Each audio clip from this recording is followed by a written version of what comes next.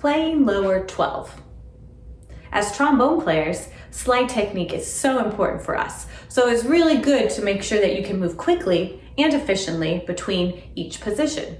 So the smaller the distance between the positions, the smaller the amount of your arm you want to use. So if you think about your arm, we have our shoulder, we have our elbow, we have our wrist, and we even have these little joints in our fingers. So you have 3 different hinges just in the fingers.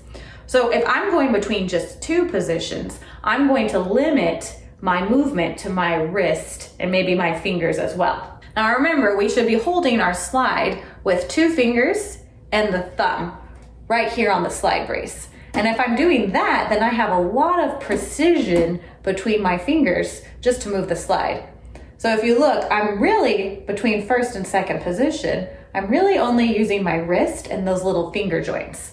The rule of thumb, so to speak, is that the smaller the distance, the smaller the number of joints you want to use. So try to keep your elbow still as you're going between small positions. Sometimes I'll see students who only use their elbow. And if you only use your elbow between small positions, then you're going to overshoot the position a lot and you're going to be very tense. So you won't have very accurate positions. So make sure you're using these positions here.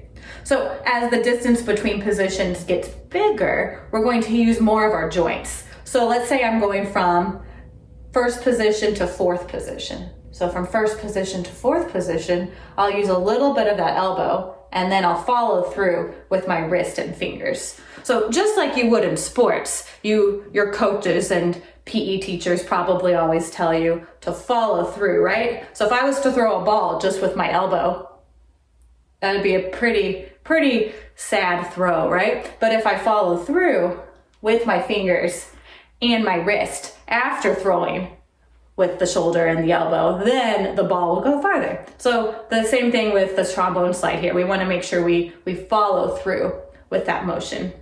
So from maybe first to third or first to fourth, I'm going to start getting that elbow involved more. And then as I go from maybe first to sixth, the shoulder gets a little bit involved, right?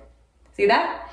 Another thing to remember with the slide is that we want to push. I like to think of pushing with my thumb as I'm going out, and then my fingers will kind of act as the brakes to stop the slide. And then the reverse would apply if you're coming back in.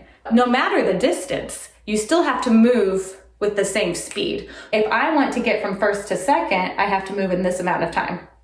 But if I want to get from first to sixth, I have to move in the same amount of time, but much farther. So you have to be really quick and really relaxed. So let's recap. Try to use the smallest amount of joints as possible between positions. If you're just moving one position, just use your fingers and wrist. If you're moving between 2 to 3, maybe 4 positions, the elbow will get involved. And then as we move between 5 and 6, you can use your shoulders just a little bit more. So let's take a look at one of the examples in playing lower 12. For number 1, I'm going to go from A to B flat. That's just one position, so I don't really have to use my elbow. It's really a wrist finger situation. After that, I'll go back from B flat to A. And then here is where we get to use our elbow, maybe the shoulder. So from A to F, I'll use a little bit more of my arm to get there. So I'll have A, B flat, A, F. Then back to second, A, B flat, A, F.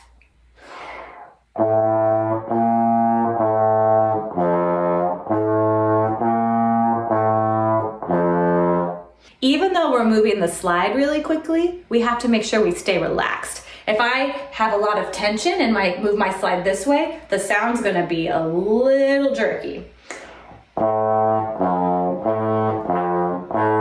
But if I stay relaxed, it'll be a lot smoother.